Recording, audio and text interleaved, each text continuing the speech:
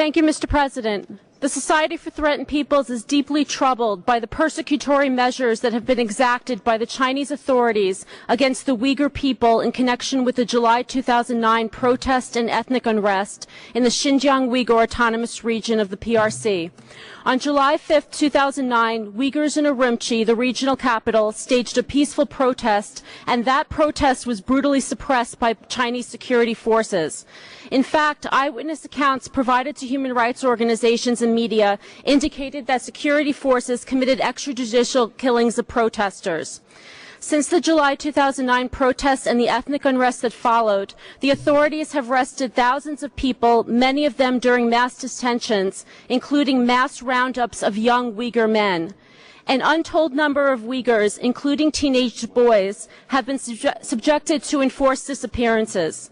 Human Rights Watch has made many inquiries to the Chinese authorities about the many Uyghur disappearance cases it has documented, and the authorities have failed and refused to provide any information on these cases.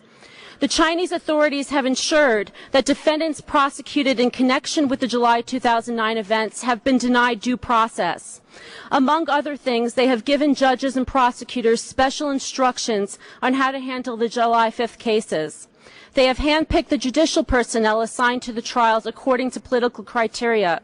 They have warned human rights lawyers against taking protest-related cases, which further means that defendants have not had access to legal representation of their choice. The Intermediate People's Court of Urumqi has arbitrarily sentenced at least 24 Uyghurs to death after trials plagued with the aforementioned politicization and lack of due process. At least 8 of these Uyghurs have already been executed. For these 8 Uyghurs, all of the following happened within just 4 weeks. They were tried, convicted, and sentenced. Their sentences were upheld by 2 appellate courts, and they were executed. The speed with which these legal processes took place, especially in the context of capital cases, is emblematic of the lack of due process. The Society for Threatened Peoples respectfully asks the Human Rights Council to call on the Chinese authorities to immediately and unconditionally release all those who were only alleged to have protested peacefully on July 5th or who have been held without evidence, and to ensure that those accused of cognizable crimes under international and domestic law are afforded due process, not subjected to torture or other forms of ill treatment, tried in an open and fair court, and given access to legal representation of their choice. Furthermore, we call on China to address the root causes of the July 5th protests and the ethnic unrest, including the severe political and religious repression